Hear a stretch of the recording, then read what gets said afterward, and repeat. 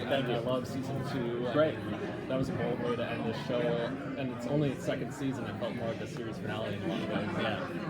What is the overall kind of, when you're moving into season 3, it's like the world continues to expand. We're out of LA. Is it just kind of like open road, let's explore the rest of what else is going on in the country, where we're kind of going to see more colonies and that kind of thing? Yeah, I mean, the idea is to really get out there and see what else is going on in the world, and so definitely in the world, immediately outside the wall, which we'll get into very quickly, as you'll see. But then also, what does the rest of this occupation look like? We've seen in LA that even 2 blocks in the same colony, the Los Angeles block and the Santa Monica block, are run very differently. So there are colonies that stand to reason that are run very differently. And that's part of the fun for us, is just kind of reinventing the show constantly, even within seasons. And this season has 2 very distinct halves to it, as you will see. But that's part of the fun. It's just following the story through the point of view of one singular family, the Bowmans, and their experience living under colonialization and occupation, and how they react to it when certain pressures are applied to them. There's plenty of that to go around. Plenty of that to go around, exactly. Will the pressures come from Snyder?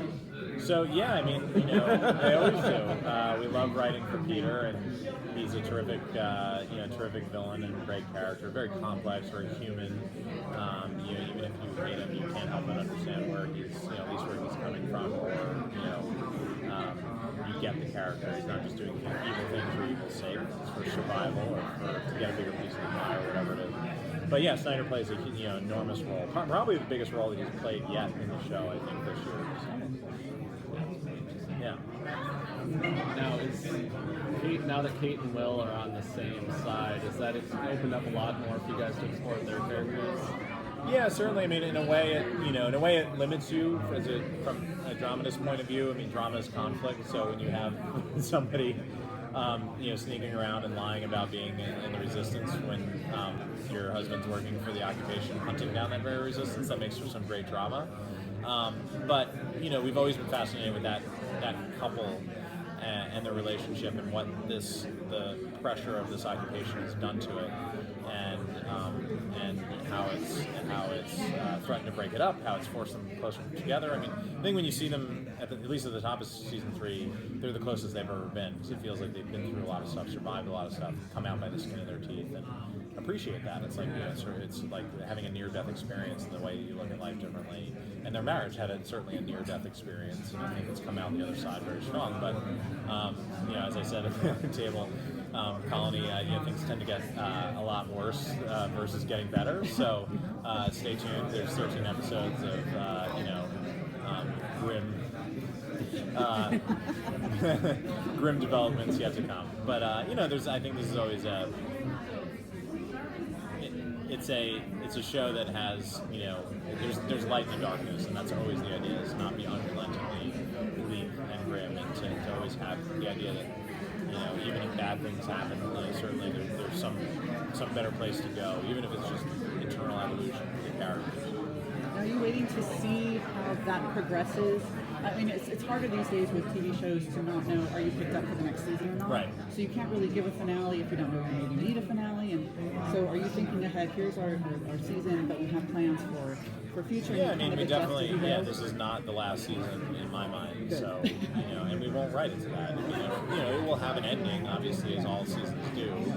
But that ending will suggest then another season. I mean, we've always known what the ending was, Carlton and I, in our minds since we conceived of the pilot. The question is just how much distance needs to be traveled between here and there, and now we have even a much better sense of that. But we want to get to that end point. The question is, in an environment of 480 TV shows, can we get enough eyeballs in the intervening time to make that happen? My hope is we will. I think we've built a really good, strong audience over the last 3 years, and I think when people see season 2 on Netflix and in the off season, they'll engage with it in a way that maybe they didn't yet in season 1. And I think the show will bring in new viewers in season 3. At least it's my hope. So. And my mortgage is home. Now, have you considered a spin-off from another perspective? It's a big world, and there could be a lot of different storylines. Yes, I mean, we talked about these things, conceptually, certainly. And that's the wonderful thing is it's truly a global, worldwide occupation. So there are 5 billion, 6 billion points of view in this world, and that's part of the fun of it. So certainly, there's been nothing official or anything like that. We've idly toyed with ideas and things. But in the event that did become an opportunity, certainly, that's the fun of it. Is like what's happening right now in Beijing. Like what does a Chinese colony look like in a place that, was not, a very free place before this began. Like what does that look like now, and how, are they living even more oppressed, or is it, is it freer in a way? Right, exactly. Because they would have dispensed with the government there, just as they did here, right? But what does that mean for the people? Those things all fascinate me. So, I would love to be able to tell the story again and again from different points of view for many years to come. Yeah, it's fun to see Europe, that opening episode, and be like, oh wow, it is, like that over there too. Yeah, exactly. And getting to check in different places, and that, that's the global seat of the global authority, the people overseeing all the individual colonial authorities, and we'll see more of that this year, and I think dig into that, and that'll be part of the fun. Is just everybody getting to see how this all works. Considering how the storyline developed so far, is there anything you wish had happened differently? I mean, you have a lot of control over the story, but is there anything that makes you go, I wonder what would have happened if we had gone a different route with it? I wish the Falcons had pulled out the Super Bowl. She said that you can control. I really hate it. I think I think there's always things that you look back and kind of say, I wish we had forked right instead of left. I mean, the first season of TV is always about Carlton has said this, and a guy who's created 10 shows over the course of his career or more. I've lost count.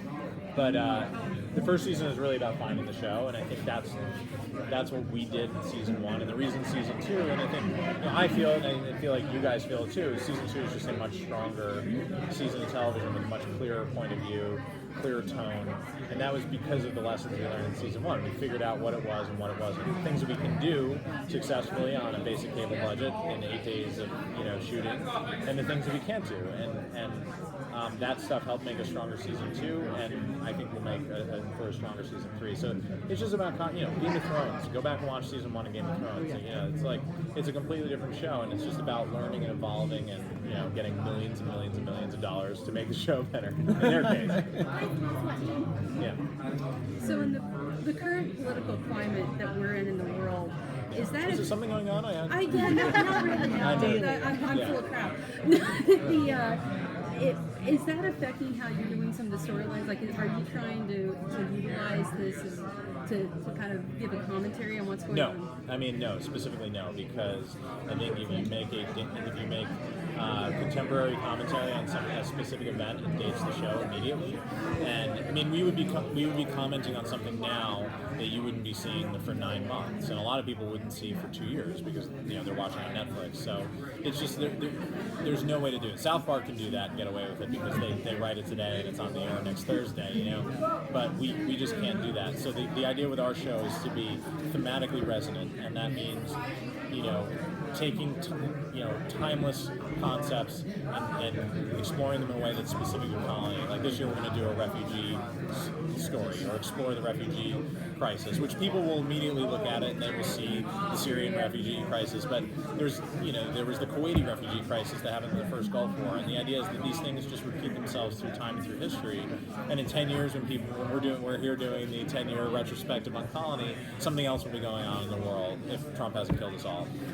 And we will, it will be resonant then to that thing. So the idea is just to try to make a resonant show that kind of lives through, is timeless and lives through multiple periods of history. And, hopefully people, Wise Guy is having its 30th reunion here at Comic-Con this year. And, I would love that to be the case with our show 30 years from now.